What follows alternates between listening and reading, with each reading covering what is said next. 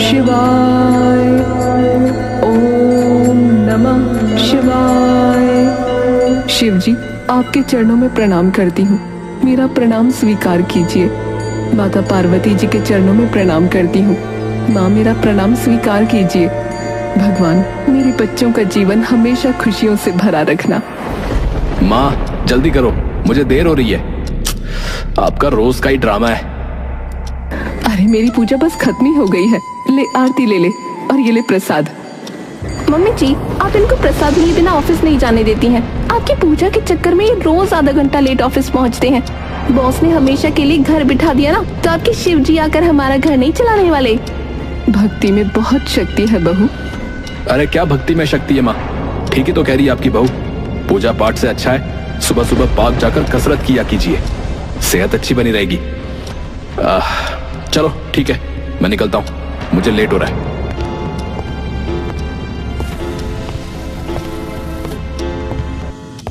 पता नहीं ये लोग अपने आप को समझते क्या है, भगवान से भी डर नहीं लगता।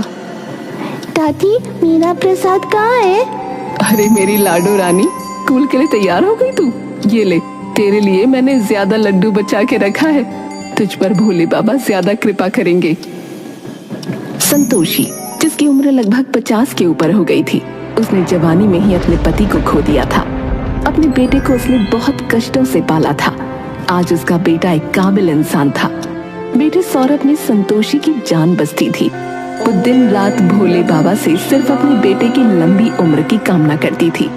लेकिन संतोषी की बहू उसको एक आंख देखना पसंद नहीं करती थी, पर अपने पति के सामने उसे अपनी सास की इज्जत करने का ढोंग करना पड़ता था। बेटा, आज तू ऑफिस जाते समय मुझे भोले बाबा के मंदिर छोड़ देगा क्या? माँ, मैं पहले से ही बहुत लेट हो चुका हूँ, समझा करो। और मंदिर मेरे ऑफिस के रास्ते में भी नहीं है, मुझे उल्टा जाना पड़ेगा, समझो आप। और क्या जरूरत है आपको मंदिर जाने की? वैसे भी घर में पूजा हो तो गई है ना आपकी। ऐसा कहकर सौरभ चला गया। संतोषी, जो मंदिर जाए बिना मानने वाली नहीं थी, वो अकेले ही मंदिर के लिए निकल गई।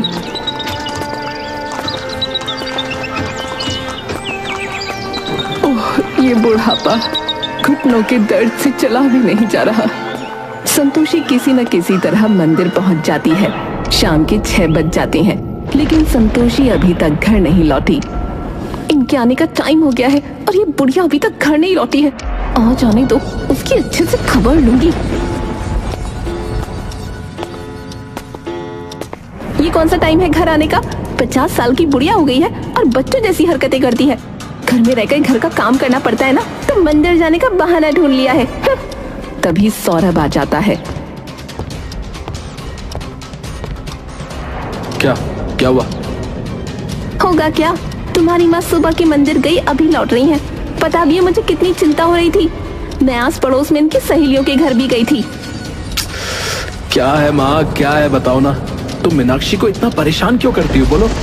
वो बेचारी घर का काम करती है, बच्चे को संभालती है, और अब वो आपको भी ढूंढने जाया करे हैं।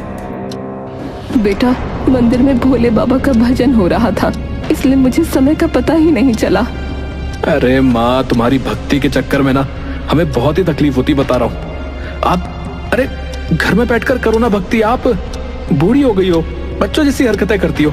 अपने बेटे के मुंह से ऐसे कड़वे बोल सुनकर संतोषी का कलेजा फट जाता है। जिस बेटे को पालने के लिए उसने जी तोड़ मेहनत की थी, आज वही बेटा काबिल होकर उसे खरी खोटी सुना रहा था। संतोषी की आंखों से आंसू छलक गए। यहाँ लोगों को परेशान करके मगरमच्छ के आंसू बहाने लगती है। ऐसा लगता है जैसे कि हम इनके ऊपर अत्याचार करते हैं। इनको साफ साफ बोल दीजिए कि ये घर पर बाहर कहीं नहीं जाएंगी। सुन लिया आपने माँ, आज के बाद आप कहीं मंदिर और पूजा पाठ में नहीं जाएंगी, बता रहा हूँ। जो पूजा करनी है, जैसी पूजा करनी है, घर में करो। सौरभ और मीनाक्षी आराम से खाना पीना खाकर सो जाते हैं। कोई संतोषी से खाने के लिए भी नहीं पूछता। संतोषी अपने कमरे में बैठी आंसू बहा रही थी। दादी, अरे बेटा, तुम यहाँ क्या कर रही हो? अभी तक सोई नहीं? तुम्हारे मम्मी पापा ने देख लिया तो तुम्हें डांट पड़ेगी। दादी, आपने कुछ खाया नहीं था ना, इसलिए मैं आपके लिए खाना लेकर आई हूँ, खा लीजिए। संतोषी आंखों में आंसू लिए पीहू की ओर बड़ी प्यार भरी नजरों से देखती है। उसे एहसास होता है कि इस घर में कोई तो है जिसे वाकई उसकी फिक्र है। वो खाना खा लेती है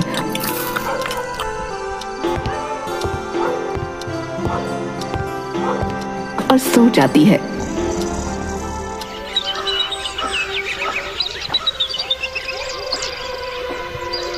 अगली सुबह जब सौरभ ऑफिस जाता है, बहू, बगल वाली गली में शिवजी की पूजा हो रही है, मैं थोड़ी देर के लिए चली जाती हूँ। तुम्हें कल ही समझाया गया था ना कि तुम कहीं बाहर पूजा में नहीं जाओगी। समझ में नहीं आता क्या? और ये घर के काम कौन करेगा? इतना सारा काम पड़ा हुआ है। इस बुढ़ापे में भी संतोषी को घर के सारे काम करने पड़ते थे और शाम को उसकी बहू सौरभ के आगे ऐसे जताती थी कि सारा काम वो खुद करती है। सौरभ भी सिर्फ अपनी बीवी की ही सुनता था। एक दिन संतोषी अपने बेटे से कहती है, बेटा, अब मैं तुझसे कुछ कहना चाहती हूँ। अरे ये बुढ़िया ऐसा भी क्या कहना चाहती है? कहीं मेरी शिकायत तो नहीं करने वाली? क्या कहना चाहती हैं आप? हाँ, क्या हुआ माँ, बोलिए। बेटा, तेरे पापा की बहुत इच्छा थी केदारनाथ जाने की, लेकिन वो अपनी इच्छा पूरी किए बिना ही चले गए। तेरे लालन पालन में मैं फिर इतनी व्यस्त हो गई कि मुझे वहां जाने का मौका ही नहीं मिला। बेटा, मुझे केदारनाथ ले चलना तेरे पापा की इच्छा थी, और तुझे ऑफिस से 15 दिन की छुट्टी तो मिलती ही है ना। ओह, तो ये बुढ़िया ये कहना चाहती थी? हाँ, मैं तो खामखा डर गई। मम्मी जी, आप पागल हो गई हैं क्या? इनको वैसे ही ऑफिस से फुर्सत नहीं मिलती। 15 दिन की छुट्टी मिलती है, उसमें भी आप इनसे अपने काम करवाना चाहती हैं। 15 दिन की छुट्टी में मेरी बेटी अपनी नानी के घर जाना चाहती है। नहीं मम्मी, मुझे नानी के घर नहीं जाना, मुझे दादी के साथ केदारनाथ जाना है। मैंने अपने दोस्तों से वहाँ के बारे में बहुत सुना है। आपको पता है वहाँ ट्रैकिंग करनी पड़ती है, कितना इंटरेस्टिंग होता होगा ना? चुप कर, आजकल बहुत ज्यादा बोलने लगी है। तुझे सिखाया है ना, बड़ों के बीच में नहीं बोलना चाहिए। मैंने कह दिया तो कह दिया, 15 दिन की छुट्टी में हम पीहू की नानी के घर जाएंगे। हाँ माँ, मुझे भी मीनाक्षी की बातें सही लग रही हैं। केदारनाथ में बहुत चढ़ाई करनी पड़ती है, पता है। हमारी बच्ची इतनी चढ़ाई नहीं कर पाएगी, और वैसे भी मुझे छुट्टियां आराम करने के लिए मिलती हैं। वहां जाऊंगा तो शरीर थक नहीं जाएगा मेरा। लेकिन बेटा, वो तेरे पापा की इच्छा थी। अरे हाँ, तो फिर क्या हो गया? क्या हो गया बोलो? उनकी इच्छा थी, लेकिन अब तो वो मर चुके हैं ना। उनकी इच्छा के आगे अपनी इच्छा मार दूं क्या? है, जब देखो परेशान करती रहती हो। एक बार फिर से संतोषी का दिल टूट जाता है। वो बार बार अपने आप को समझाने की कोशिश करती रही कि उसका बेटा उसकी फिक्र करता है, लेकिन शायद वो गलत थी। सौरभ की एक एक बातें उसके दिल को छलनी कर देती थी। संतोषी वहां से अपने कमरे में आ जाती है। हे भोले बाबा, इसी दिन के लिए मैंने अपने बेटे को काबिल बनाया था। अच्छा होता अगर इनके साथ मैं भी मर जाती। माफ करना जी, मैं आपकी इकलौती इच्छा भी पूरी न कर सकी। संतोषी अपने पुराने दिन याद करने लगती है कि कैसे उसने लोगों के घरों में बर्तन धोकर अपने बेटे को पढ़ाया था, कैसे अनाज खत्म होने पर वो पड़ोसियों के आगे हाथ फैलाने में संकोच नहीं करती थी ताकि उसका बेटा खाली पेट ना सो सके। यही सब सोचते सोचते संतोषी की आंख लग जाती है। संतोषी, तुम अपने पति की इच्छा पूर्ण नहीं करोगी क्या? क्या तुम मेरे दर्शन करने केदारनाथ नहीं आओगी? हाँ, मैं आऊंगी, मैं जरूर आऊंगी। ऐसा बोलते हुए संतोषी की आंख खुल जाती है। हे भोलेनाथ, ये कैसा सपना था? क्या सच में भोलेनाथ चाहते हैं कि मैं केदारनाथ जाऊं? मैं जरूर जाऊंगी।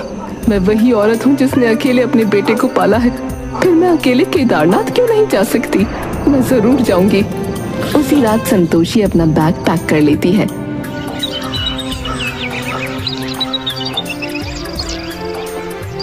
और अगली सुबह, पीहू बेटा, मैं केदारनाथ जा रही हूँ। अगर मैं तुम्हारे मम्मी पापा से बताती तो वो मुझे नहीं जाने देते, इसलिए मैं सिर्फ तुम्हें बताकर जा रही हूँ। अपना ध्यान रखना मेरी बच्ची। दादी, आप भी अपना ध्यान रखना। मेरे मम्मी पापा बहुत बुरे हैं ना दादी, उन्होंने आपकी बात नहीं मानी, और माँ तो आपसे घर का सारा काम भी करवाती है। नहीं मेरी बच्ची, मम्मी पापा के बारे में ऐसा नहीं बोलते। चल मैं चलती हूँ, अपना ध्यान रखना। संतोषी अपना बैग उठाकर घर से निकल जाती है। उसे नहीं पता था कि उसकी यात्रा कैसी होगी। वो तो बस मन में विश्वास लेकर चल दी थी।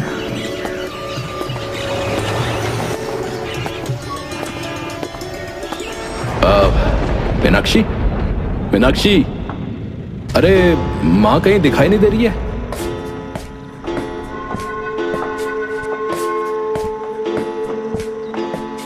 सो रही होगी अपने कमरे में। वैसे भी पूरे दिन आराम ही करती रहती हैं। इस उम्र में कौन सा उन्हें कोई काम है।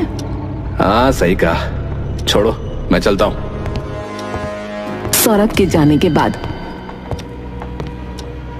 इतनी सुबह हो गई और ये बुढ़िया अभी तक आराम फरमा रही है। इसकी तो अभी खबर लेती हूँ। मीनाक्षी गुस्से में पैर पटकते हुए संतोषी के कमरे में जाती है, लेकिन वहां उसे संतोषी दिखाई नहीं देती। आखिर ये बुढ़िया चली कहाँ गई। लगता है फिर किसी मंदिर निकल गई होगी। इसको तो काम से बचने के बहाने चाहिए होते हैं। आने दो, फिर लेती हूँ इसकी खबर।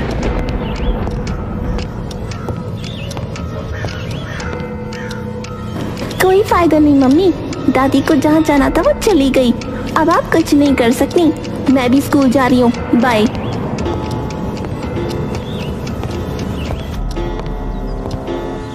दूसरी तरफ संतोषी, जो घर से केदारनाथ के लिए अकेले ही निकल गई थी, वो बस स्टॉप पहुंच जाती है। बेटा, केदारनाथ जाने वाली बस यहीं से मिलेगी ना?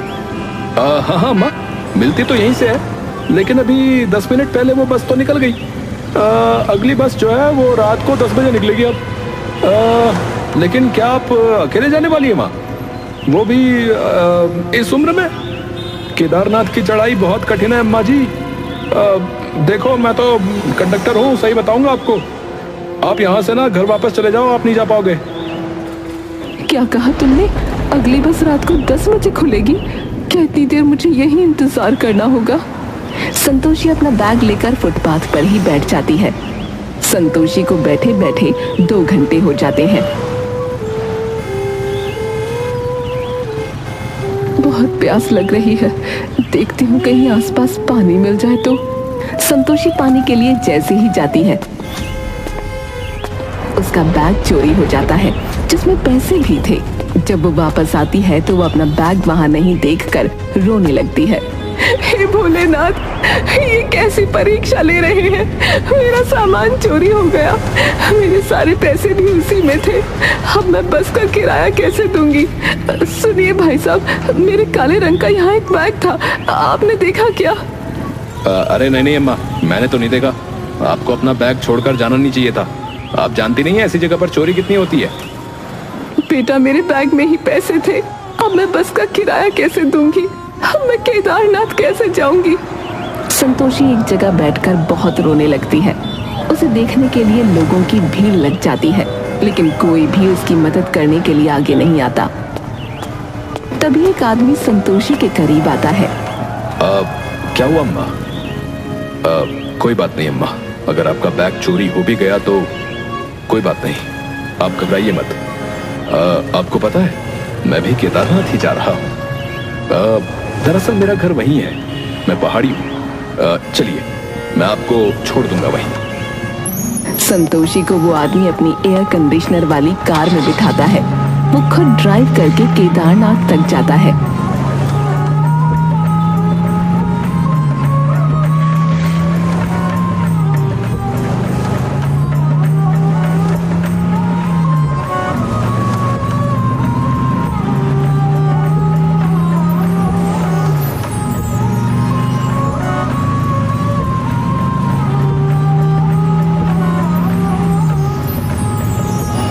लगभग 4 से 5 घंटे बाद वो लोग पहुंच जाते हैं।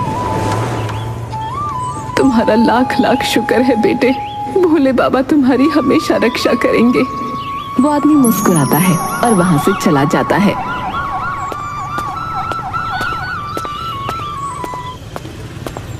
ओम नमः शिवाय, ओम नमः शिवाय। बाबा, मैं अपने पति की इच्छा पूरी करने आ गई हूँ, आपके दर्शन जरूर करूंगी। संतोषी ओम नमः शिवाय कहकर अपनी चढ़ाई शुरू करती है। अभी वो थोड़ा ऊपर ही चढ़ी थी कि उसके पैर जवाब देने लगते हैं। हे नाथ, ये मेरे पैरों को क्या हो रहा है? मैं तो अब बिल्कुल भी ऊपर नहीं चढ़ पा रही हूँ। शक्ति दो भगवान, संतोषी हिम्मत करके चढ़ने की कोशिश कर रही थी, लेकिन उसके पैर जवाब दे चुके थे। हे भगवान, अब मैं क्या करूं? मेरे पैर तो बुरी तरह जवाब दे चुके हैं। क्या हुआ अम्मा? आप ऊपर क्यों नहीं चढ़ पा रही हैं? क्या हो गया? देखिए। देखना बेटा, मेरे पैर जवाब दे चुके हैं, मैं खड़ी भी नहीं हो पा रही हूँ।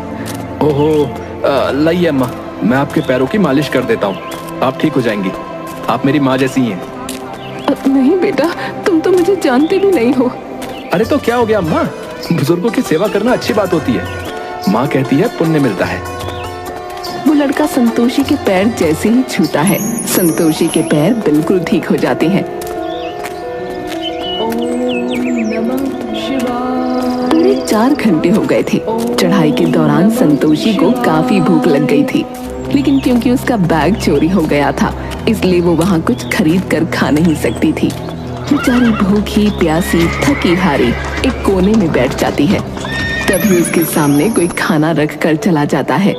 दूसरी तरफ घर पर देखिए ना, आपकी मम्मी सुबह सुबह न जाने कहाँ चली गई और अभी तक वापस भी नहीं लौटी हैं। अरे यार, तुम इतना परेशान क्यों होती हो? हैं? गई होंगी किसी पूजा पाठ में, खुद ही आ जाएंगी वो थोड़ी देर में। यार तुम परेशान मत करो यार मुझे।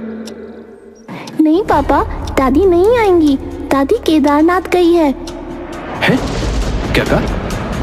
उनकी इतनी हिम्मत? मैंने मना भी किया था, लेकिन वो केदारनाथ जाने के लिए घर से भागी गई हैं? अच्छा ही किया उन्होंने, आप उनके अच्छे बेटे नहीं हो। अगर बड़े होकर मैं आपके साथ ऐसा करूं तो आपको कैसा लगेगा? पीहू। सौरभ पीहू पर जोर से चिल्ला देता है। पीहू रोते हुए अपने कमरे में चली जाती है। अगली सुबह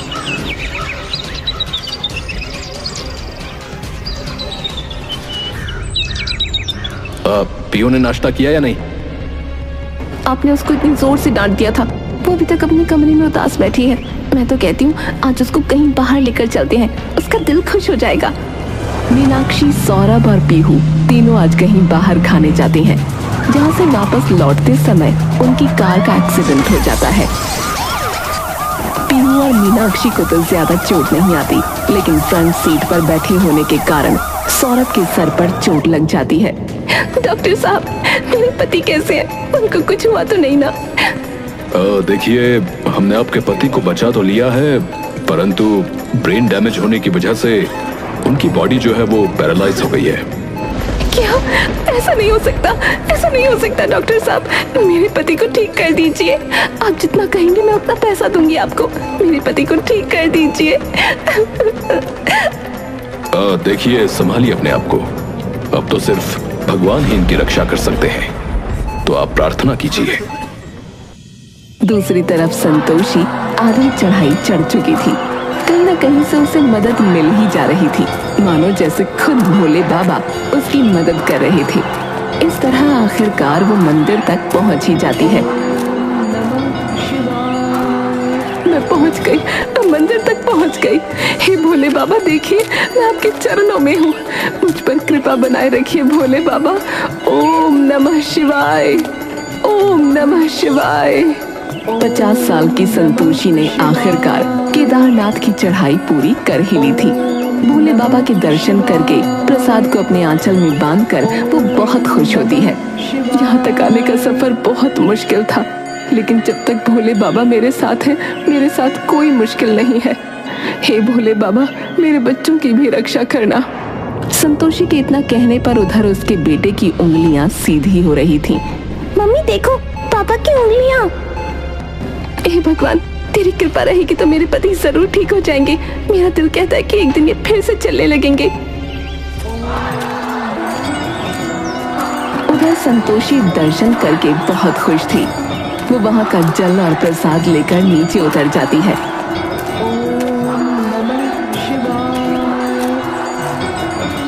और पूरे 20 दिन के बाद अपने घर लौटती है। उस समय उसकी बहू बाजार गई थी। दादी, आप आ गई दादी? देखिए ना दादी, पापा को क्या हो गया। हम उस दिन बाहर खाना खाने गए थे, हमारा एक्सीडेंट हो गया, पापा पैरालाइज हो गए दादी। संतोषी को तो मानो जैसे सांप सूंघ गया था। वो अपने बेटे की ओर देखकर सिर्फ रोई जा रही थी। वो बेटा जिसके बारे में वो कभी सपने में भी ऐसा नहीं सोच सकती थी, आज उसकी ये हालत थी। मेरा बेटा सौरभ, तुझे क्या हो गया मेरे लाल? मैं तुझे ऐसी हालत में नहीं देख सकती। तुझे उठना होगा, तुझे तेरी माँ के लिए उठना होगा सौरभ। क्योंकि संतोषी को भोलेनाथ पर बहुत भरोसा था, इसलिए वो अपने आंचल से प्रसाद निकालकर अपने बेटे को खिलाती है और साथ में वहाँ से लाया हुआ जल भी पिलाती है। संतोषी के ऐसा करते ही मानो चमत्कार हो जाता है। सौरभ के हाथ पैर हिलने लगते हैं। अब वो अपने हाथ पैर सीधे कर पा रहा था। दादी, पापा ठीक हो रहे हैं, उनके हाथ पैर सीधे हो रहे हैं। तभी मीनाक्षी भी बाजार से आ जाती है।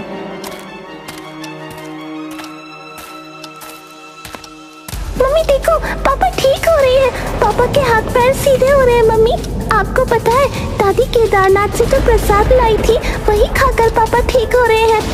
मीनाक्षी जल्दी से डॉक्टर को घर बुलाती है। डॉक्टर सौरभ का चेकअप करके कहते हैं, ओह माय गॉड, देखिए मैं सच बता रहा हूं, मैंने अपनी लाइफ में ऐसा चमत्कार कभी भी नहीं देखा। नेवर। इनके 0 चांस थे कि ये ठीक हो पाएंगे, 0 चांस। लेकिन पता नहीं कैसे इनकी बॉडी वर्क कर रही है। ओह माय गॉड, इनका ब्रेन डैमेज पूरी तरह से ठीक हो चुका है। मुझे तो लगता है कि 2 दिनों में ये चलना फिरना शुरू कर देंगे। और ठीक वैसा ही हुआ। 2 दिनों में सौरभ ने चलना फिरना शुरू कर दिया। मीनाक्षी अपनी ही नजरों में शर्मिंदा थी। वो संतोषी से नजरें भी नहीं मिला पा रही थी। आपको पता है पापा, दादी के लाए हुए प्रसाद और जल से आप ठीक हो पाए हैं। मैंने तो सच में अपनी आंखों से चमत्कार देखा है। ये तो सब भोले बाबा की कृपा है पीहू। मुझे माफ कर दीजिए मम्मी जी। जब मेरे पति बिस्तर पर पड़ गए तब मैंने सोचा कि बिना पति के बच्चे को पालना कितना मुश्किल रहा होगा आपके लिए, और आपके उसी बच्चे को मैंने आपसे छीन लिया था, आपके खिलाफ उसे भड़काया। मैं माफी मांगने के भी लायक नहीं हूँ। आपको मुझे जो सजा देनी है दीजिए। उठ जाओ बहू, कहते हैं ना विनाशकाले विपरीत बुद्धि। इंसान को जब ठोकर लगती है तो वो संभल जाता है। तुम भी संभल गई हो। मैं तो तुमसे कभी नाराज हुई ही नहीं। मुझे भी माफ कर दो माँ। मैंने भी हमेशा आपके साथ बहुत बुरा व्यवहार किया है। तुम दोनों मेरे बच्चे हो। इस तरह मुझसे माफी मांगना बंद करो और आओ मेरे गले लग जाओ। वो दोनों अपनी माँ के गले लग जाते हैं। संतोषी को एहसास होता है कि केदारनाथ की यात्रा ने सच में उसकी जिंदगी बदल दी। उसे महसूस होता है कि वो आदमी जिसने अपनी कार से उसे केदारनाथ पहुंचाया था वो कोई और नहीं, खुद भोले बाबा ही थे। और वो लड़का जिसने उसके पैर दबाए थे वो भी भोले बाबा का ही रूप था। शुरुआत से अंत तक किसी ने उसकी मदद नहीं की। उसकी मदद करने वाले स्वयं भोलेनाथ ही थे। ओम नमः शिवाय, जय भोले बाबा की। बेटा, मैं घर में शिव जी की पूजा करना चाहती हूँ। जरूर मम्मी जी, हम घर में शिव जी की पूजा कराएंगे, और वो भी बहुत धूमधाम से। उनके घर में शिव जी की पूजा बहुत धूमधाम से कराई जाती है और अब वो पूरा परिवार भक्ति में लीन हो जाता है और खुशी खुशी अपना जीवन व्यतीत करने लगता है।